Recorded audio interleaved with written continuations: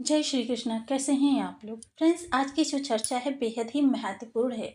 आज हम चर्चा करने जा रहे हैं सूर्यदेव के नक्षत्र परिवर्तन के बारे में। सूर्यदेव जी अपना नक्षत्र परिवर्तन करने जा रहे हैं, जो कि 28 जुलाई को करेंगे। नक्षत्र परिवर्तन करके ये आश्लेषा नक्षत्र में चले जाएंगे। आश्लेषा नक्षत्र बेहद महत्वपूर्ण नक्षत्र होता है। इस नक्षत्र की विशेषताएं, सबसे पहले यह जो होता है बुद्धि, संवाद या फिर संवेदना, उपचार, संवाद कौशलता, कलात्मकता या फिर आपके धन का ग्रह होता है, नक्षत्र होता है। बेहद महत्वपूर्ण समय काल होने वाला है सूर्य के लिए, क्योंकि सूर्य और बुध ये दोनों ही इस समय नक्षत्र परिवर्तन यानी कि एक दूसरे के नक्षत्र में गोचर कर रहे हैं। एक दूसरे के नक्षत्र में गोचर करना, क्योंकि इस समय बुध सूर्य को अपना प्रभाव प्रदान कर रहे हैं, सूर्य बुध को अपना प्रभाव प्रदान कर रहे हैं। हालांकि ये 3 से 4 दिन का जो समय रहेगा, ये आपके लिए थोड़ा सा कह सकते हैं कि विशेष कर रहेगा, क्योंकि इस दौरान बुध की ऊर्जा जो है बहुत ज़्यादा बढ़ी हुई रहेगी। इस स्थिति में जब ये नक्षत्र आश्लेषा नक्षत्र बुध का नक्षत्र है, तो इस नक्षत्र की भी जो क्षमता है वो बहुत ज़्यादा बढ़ी हुई रहेगी। इसलिए यह समय आपके बुद्धि के लिए विशेष होने वाला है, आपकी विचार कौशलता के लिए विशेष होने वाला है। देखिए, ऐसा नहीं है कि किसी भी समय हमें किसी ग्रह के प्रभाव नहीं प्राप्त होते। 9 के 9 ग्रह संपूर्ण समय हमें प्रभावित करते रहते हैं। हालांकि जिस ग्रह की उच्चता ज़्यादा होती है या कारक संबंधी चीज़ें होती हैं, उससे चीज़ें जो है हमें स्पष्ट दिखाई देने लगती हैं। किंतु जो चीज़ें हमें स्पष्ट नहीं दिखाई देती, तो इसका मतलब ये बिल्कुल नहीं निकालना चाहिए कि उसका प्रभाव हमें नहीं प्राप्त हो रहा। आप बुध की चर्चा, जैसे सूर्य और बुध की चर्चा कर रहे हैं, तो देखिए जो लोग इस समय नौकरी के लिए प्रयासरत होंगे या नौकरी कर रहे होंगे, तो उनको इसके प्रभाव जो है प्रत्यक्ष दिखाई देंगे कि उनके नौकरी में उनको किस तरीके से योग प्राप्त हो रहे हैं। या बुद्धि से जुड़े हुए लोग, जो व्यापार से जुड़े हुए लोग हैं, बुध के प्रभावों की अगर चर्चा करें, तो उनके व्यापार में उनको इस समय पर डील या फिर कुछ उनके विचार कौशल। लेकिन एक चीज विशेष है, देखिए पिता सभी के लिए जरूरी हैं, पिता के जीवन में जो कि सूर्य दिखाएंगे। और सफलता, सफलता जो भी कार्य आप कर रहे हैं, देखिए कार्य जरूरी नहीं आप धनार्जन के लिए ही कर रहे हो, आप आत्मिक संतुष्टि के लिए भी कुछ कार्य करते हैं, आप अपने परिवार की जरूरतों को पूरा करने के लिए भी कुछ कार्य करते हैं, जिनका फाइनेंस से किसी भी प्रकार का कोई दारोमदार नहीं होता है, धन से जुड़ा हुआ, तो वो सफल हो जाते हैं। यानी कि आपने बच्चे को हंसाने के लिए अपने कुछ किया, बच्चे के चेहरे पे खिलखिलाकर हंसी आई, समझ लीजिए आप सफल हो गए, आपका किया गया प्रयास सफल हो गया। ये सूर्य उस चीज के कारक हैं। तो मतलब इसका ये मतलब नहीं निकालिए कि हमको अगर धन नहीं मिल रहा तो ग्रह का हमको प्रभाव नहीं प्राप्त हो रहा। ग्रह प्रभाव दे रहा है, लेकिन अगर आप उससे संबंधित कोई कार्य कर रहे हैं तो उसका प्रभाव आपको प्रत्यक्ष दिखाई देगा। अन्यथा अप्रत्यक्ष रूप से 9 के 9 ग्रह हमें सदैव प्रभावित करते रहते हैं। अब यहाँ पर इस समय बुद्धि की चर्चा चल रही है, फाइनेंस की चर्चा कर रही है, तो प्रारंभिक जो ये 3 से 4 दिन रहेंगे, ये आपको बहुत ज़्यादा प्रभावित करते हुए देखे जा सकेंगे। जीवन में जो आपके संघर्ष का दौर चला हुआ है, उसमें कमी आती हुई देखी जा सकेगी, क्योंकि आश्लेषा नक्षत्र के स्वामी बुध हैं, देवता जो हैं सर्प हैं। सर्प देखिए, जहाँ विष के कारक माने जाते हैं, वहीं उपचार के भी कारक माने जाते हैं, क्योंकि जहाँ विष होता है वहाँ विष का समाधान भी होता है। अब ऐसा नहीं है कि देखिए, क्योंकि बुध देव इसके देवता है, तो ये आपकी तर्क बुद्धि, तीव्र बुद्धि, तीक्ष्ण बुद्धि और आपकी बुद्धि की चतुराई, चालाकी, ये चीज़ें आपको प्रदान करने वाला है। टेक्निकल चीज़ों से संबंधित आपके जो भी कार्य अभी तक पेंडिंग थे वो होने वाले हैं। फाइनेंस संबंधी जो भी आपकी कमियां अभी तक आ रही थी, आकर निकल रही थी, वो फाइनेंस संबंधी आपकी चीज़ें अब सुचारू होती हुई दिखाई देंगी। कहीं पर आपका धन रुका हुआ था, अटका था, या आप बहुत प्रयास कर रहे थे किसी भी तरीके से धन से जुड़ी हुई चीज़ों में बहुत ज़्यादा आपको हाथ पैर मारने पड़ रहे थे, तो इस समय पर आपके धन से जुड़ी हुई जो भी समस्याएं चली आ रही थी, वो समस्याओं का निवारण होता हुआ दिखाई देगा। बुध सूर्य इस समय पर बैठे हुए हैं आपके सप्तम हाउस में। बुध सूर्य का सप्तम हाउस में बैठना, क्योंकि ये मारक घर होता है। मारक घर यानी जीवन साथी का घर। जैसे कि मैं आपको सदैव बताती हूँ कि कोई भी राशि आप देख लीजिए, कोई भी राशि, जैसे कि आपकी मकर राशि है, तो मकर राशि अगर आपकी कुंडली के प्रथम भाव में 10 नंबर बना हुआ है, तो ये राशिफल आपके लिए है। यदि कुंडली में कहीं भी चंद्रमा के साथ 10 नंबर बना हुआ है, तो ये राशिफल आपके लिए। कुंडली ना होने की स्थिति में आप इसे नाम राशि से भी देख सकते हैं। यदि अभी तक आपने अपने इस चैनल को सब्सक्राइब नहीं किया है तो प्लीज़ सब्सक्राइब कर लीजिए, वीडियो को लाइक कर दीजिए, चैनल को शेयर कर दीजिए। इससे होगा क्या कि हमारे आने वाले हर वीडियो की नोटिफिकेशन मिल सकेगी आपको सबसे पहले। एक प्यार से कमेंट करना बिल्कुल ना भूलें। कमेंट से हमें बहुत मोटिवेशन मिलता है, हौसला मिलता है और ये पता चलता है कि आप और क्या जानना चाहते हैं। संपूर्ण समय काल, देखिए एक चीज़ का और विशेष आग्रह रहेगा, आप लोग प्लीज़ पॉइंट्स भी दे दिया करें।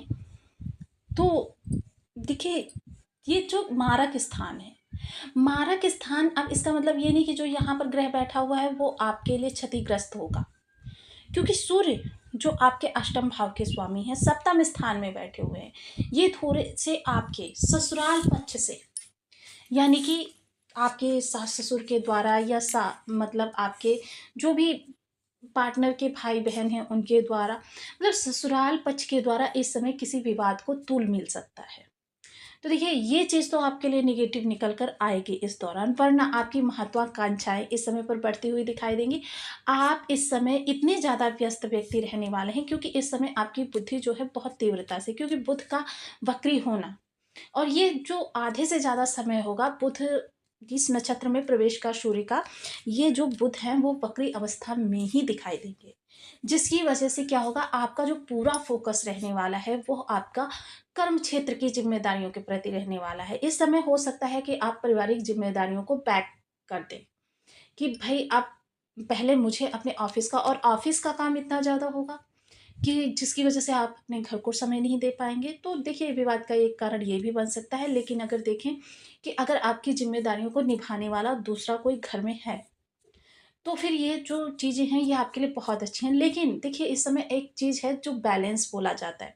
आपको घर और बाहर दोनों चीज़ों में एक बैलेंस बनाकर चलना होगा, क्योंकि अगर आपने ये बैलेंस नहीं बनाया तो स्थितियाँ जो हैं थोड़ी-सी अप्रिय भी हो सकती हैं।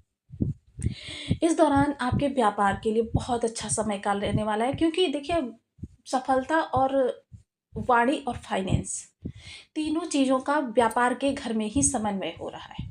द्वादश भाव है, तो देखिए इस दौरान आपके कुछ व्यापार में इन्वेस्टमेंट्स भी हो सकते हैं। कोई नई डील वगैरह लेना करना चाहते हैं उसके लिए बहुत अच्छा समय है। विदेशों में अपने व्यापार को फैलाना चाहते हैं उसके लिए बहुत अच्छा समय है। ऑनलाइन प्लेटफॉर्म आप चूज़ कर सकते हैं, बहुत अच्छा ऑप्शन रहेगा। वहीं साथ ही साथ देखिए जो लोग सरकारी सेवा के लिए प्रयासरत हैं या सरकारी सेवा में हैं, प्रमोशन चाहते हैं या अपना कुछ कहते हैं कि ना मतलब उच्च पद प्राप्त करना चाहते हैं, उसके लिए बहुत अच्छा है ये समय काल।